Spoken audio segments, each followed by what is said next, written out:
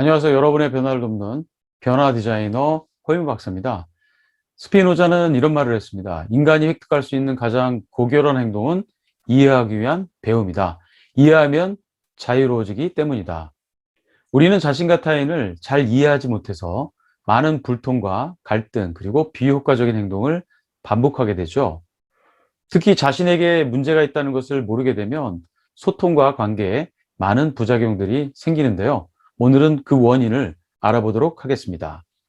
여러분, 조직에서 문제가 있는 사람들과 팀워크에 중대한 장애를 만드는 사람들의 공통점은 무엇일까요? 궁금하시죠? 그것에 대한 답변은 나중으로 미루기로 하고요. 엉뚱한 질문 하나 드리겠습니다. 대한민국 산모 사망률은 몇 프로나 될까요? 통계청 자료에 의하면 2017년 기준 출산 10만 명당 사망률이 11명인데요. 즉 0.01%입니다. 이는 OECD 평균보다 높은 수치입니다. 그렇다면 과거에 의학이 발달하지 않은 19세기 정도에는 산모 사망률이 얼마나 됐을까요? 영국 교구의 기록에 의하면 3% 정도 됐다고 하는데요. 이와 관련된 한 병원의 이야기가 있습니다. 19세기 중반 오스트레일리아의 빈 종합병원에는 이그나즈 제멀바이즈라는 의사가 근무하고 있었습니다. 빈 병원에는 두 개의 분만동이 있었는데 1분만동은 출산 후 산모 사망률이 9.9%였고 2분만동은 그 당시 일반적인 산모 사망률인 3.4% 정도 되었습니다. 그래서 산모들은 2분만동에서 출산하게 해달라고 애원했다고 합니다. 그런데 의사들은 이런 사실에 무관심했고 산모들이 종교적 의무를 충실히 실천하지 않거나 안 좋은 기운이 서려 있어서 사망한다고 생각했습니다. 하지만 제멜바이스는 죽어나가는 산모들 때문에 마음이 무거워서 그 원인을 조사하기 시작했습니다. 두 병동의 차이점은 1분만동이 훨씬 크고 시설이 더 좋고 의과 대학생들이 실습과 출산을 담당하고 2분만동은 산파들이 출산을 담당했습니다.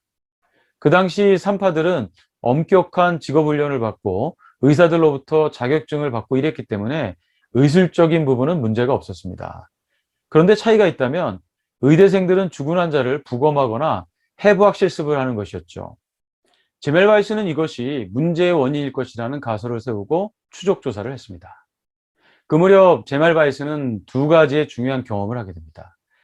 하나는 자신의 동료가 사용하던 칼에 손가락을 찔린 후 감염으로 사망하는 일이 생겼고 자신이 장기 출장을 간 동안 본인이 관리하는 병동의 산모 사망률이 떨어진 것입니다.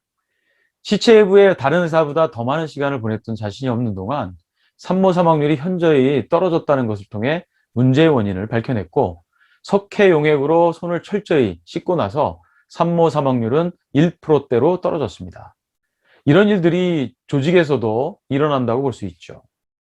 의사들이 자신의 손에 의해 세균이 옮겨져 산모들이 사망하는 것을 모르는 것 같이 조직에서 구성원의 관계와 소통의 문제를 만드는 세균이 있다는 겁니다. 그 세균은 바로 자기기만이라는 세균입니다.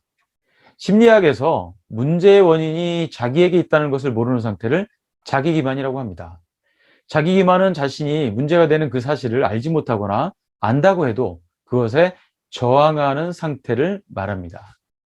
자기 기만에 빠진 사람들은 정보를 편향적으로 처리하거나 인지부조화로 자신을 합리화하고 방어 기제가 발달하게 됩니다. 그래서 자기 기만에 빠지게 되면 소통이 안 되고 신뢰도 깨지고 창조적인 협력도 안 되고 다양한 갈등이 발생하게 됩니다.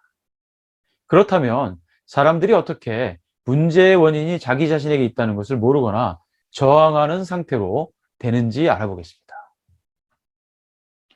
우리가 만들어내는 결과는 행동을 통해 만들어지고 행동은 신념이나 존재 방식에 의해 영향을 받습니다. 일반적으로 우리가 사람을 대할 때 두 개의 존재 방식이 있습니다. 똑같은 감정과 욕구가 가진 사람으로 생각하고 대하기도 하고 그저 하나의 목적도구로 생각할 수 있습니다. 언제 우리가 이런 것을 경험하게 될까요? 예를 들어 우리가 좌석 버스에 타면 기본적으로 갖고 있는 욕구가 있습니다. 혼자서 앉아가고 싶은 거죠. 그래서 일부러 가방을 빈 좌석 위에 올려놓거나 통로 쪽 자리에 앉아서 사람들이 뒷자리로 가게 만드는 거죠. 그런데 버스를 타는 사람들 입장에서는 자리가 넉넉하지 않을 때 앉아있는 사람이 가방을 빨리 치워주거나 창가 자리로 들어가면 고맙다는 생각을 하게 됩니다. 우리가 타는 사람 입장을 생각하지 않고 혼자 앉아서 가겠다는 자신의 욕구만을 중시할 때 상대방이 자신을 방해하는 불편한 존재로 여겨지는 거죠. 만약 우리가 버스를 타는 입장에서 생각한다면 상대방을 자신과 같은 욕구와 기대를 가진 인간으로 보는 거죠. 그런데 타는 사람의 욕구와 기대에 무관심하거나 방해자로 그 사람들을 여기는 것은 목적 대상으로 여긴다고 할 수 있습니다. 직장에서 상사가 급한 일이 생겨 부하 직원을 스탠바이 시켜야 할 때 상사를 인간의 존재 방식으로 본다면 그 마음을 이해하고 도움을 주려고 하겠지만, 목적 대상으로 본다면 자신을 귀찮게 하는 상사 또는 그러든지 말든지 자신의 욕구에만 신경 쓰겠죠. 더 나아가서는 자신에게 도움을 줄 때만 괜찮은 사람이고, 그렇지 않으면 비난하게 됩니다. 반대로 문제를 해결하지 못하고 있는 후배나 부하 직원을 볼 때 인간으로 본다면 상사가 그 부하 직원에게 다가가 도움을 주기도 합니다. 하지만 목적 대상으로 본다면 무관심하거나 부서의 성과를 떨어뜨리는 문제 직원으로 볼 수도 있습니다. 또 일을 잘하면 도움이 되는 괜찮은 직원이고, 일을 못하면 방해자로 여기는 것도 목적 대상으로 보는 겁니다. 그런데 중요한 것은 사람들은 상대방이 나를 인간으로 대하는지 아니면 목적 대상으로 대하는지 어느 정도 안다는 겁니다. 같은 칭찬도 인간으로 대하면서 하는 것인지 자신을 조종하기 위해 하는 것인지 느낄 수 있다는 거죠. 즉, 상대방이 어떤 말과 행동을 하든지 우리는 그 순간에 상대의 존재 방식에 반응하고 영향을 받게 됩니다. 그래서 상대를 대할 때 부드럽고 편하게 대하는가 아니면 강하게 대하는가는 중요하지 않습니다. 그 안에 담겨진 진정성의 문제입니다.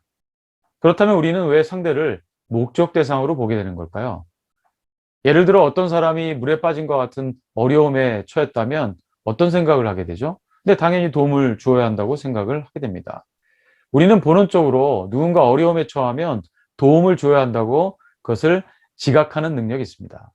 그런데 그렇게 생각한 것을 행동에 옮기지 않으면 인지부조화, 즉 자신의 신념이나 생각에 반하는 행동으로 마음이 불편해지는 상태에 이르게 됩니다. 그러면 부조화를 해결하기 위해 자신의 행동을 합리화하거나 정당하게 됩니다. 이것을 심리학적 용어로 자기배반이라고 합니다. 자신이 옳다고 생각하는 것에 대해 도덕적 타협을 하는 것입니다.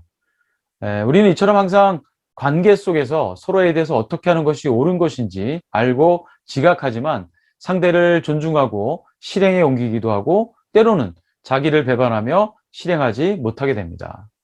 결국 우리는 자기 배반을 함으로써 자기 합리화를 하는 과정에서 상대를 목적 대상으로 보게 되고 문제의 원인이 자기에게 있다는 것을 모르는 상태, 즉 자기 기반에 빠지게 됩니다.